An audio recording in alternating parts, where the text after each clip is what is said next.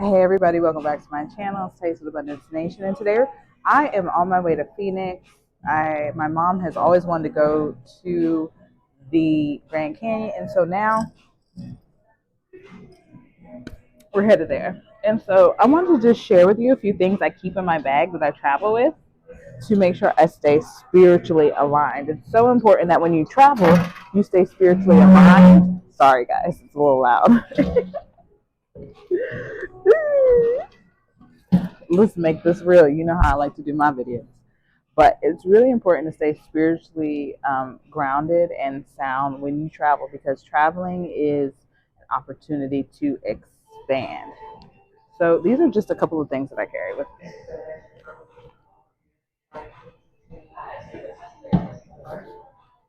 I love to always take some type of magazine with me to help. So this is Condé Nast. This is actually one of those magazines that will help expand your mind about different places to go to in the world. And so I definitely recommend getting a subscription to Condé Nast just to look, while you're sitting at the airport. You gotta have that. And then I always like to travel with a deck. So this is my newest deck that I've purchased, and I absolutely love it. If you're somebody who's into decks, this is actually the deck that I probably have connected to the fastest. I always like to travel with a deck just because it can provide like different insights and things for you to be able to enjoy and stay spiritually connected. And then lastly, you'll make sure you carry some type of journal. So here are my goals for 2024. So I keep a whole binder to keep track of my manifestations because I think it's really important, whether it's like money, like I have a section in here, right, that's about money and some other areas that I'm focusing on for 2024. So it's really, really important to stay connected to those things. And as you travel, it's an opportunity again for you to meet new people. Like now I've started traveling so much that the people, y'all gonna have to forgive me, I'm getting a little hot. It's the alcohol. I always gotta have a little bit before I go. My favorite drink, okay? My favorite drink is Hennessy Coke and Lime. So y'all forgive me as I'm sipping. And yes, YouTube, I'm way over 21. Anywho, it's so important to travel with those types of tools as well as like a journal, just so that you can write things down, so that you can, because you're going to have different insights because you're going to be in a different space and you're going to be in a different place. I always find that you will have your most creative avenues when you travel. One, because you're going to see different people. Like right now, all of us have converged in this one place, right, to go wherever we're going, whether it's for work, whether it's for pleasure, honeymoon, whatever. We're all here at this time, right? So we all have an intention. We're all going somewhere, and so it's really good if you really want to get deep and into the matrix and how we're all interconnected. Start asking yourself, present answers to my questions through people on my travels. You can tell the universe to do that for you. Like, I even wrote a note for when I come home. It says, everything was incredible. Everything worked in my favor.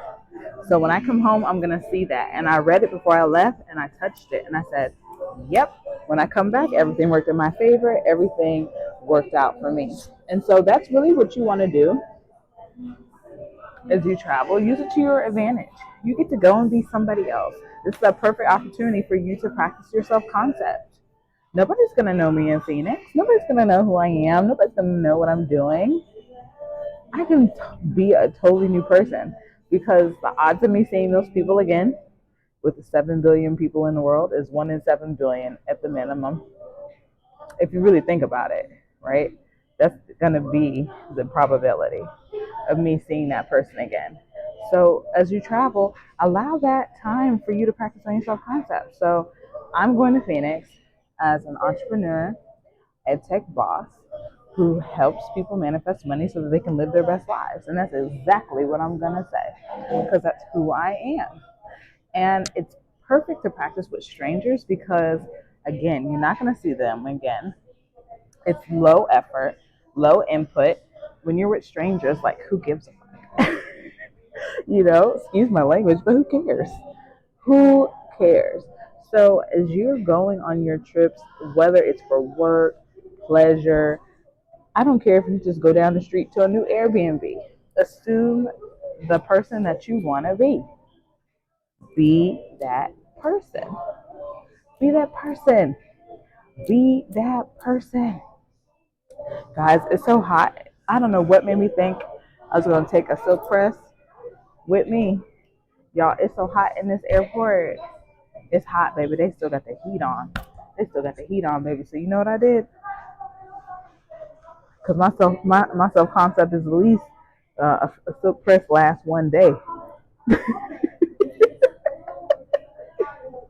So we're going to help it last one day. It gets as deep as that. And you know what's so interesting? Something that I like to do. This is like a master abundance tip I'm about to give you here. Start withdrawing money at the airport. I started doing it about 3 months ago. And there's something so rich about just going, you're at the airport, you're traveling, nobody knows you. You could see somebody, there's no telling. And you just go to the AT&T and withdraw some money. The airport is going to be one of the safest places for you to do that. And you know why? Fed laws apply. So that's why there's not a lot of fooling around. Like you fool la la at the airport, those are feds, okay? Airport is federally ran and mandated. You might have the local police, baby, but those are fed charges. So this is going to be one of those safest places for you to get your money and to feel really safe and feel really abundant.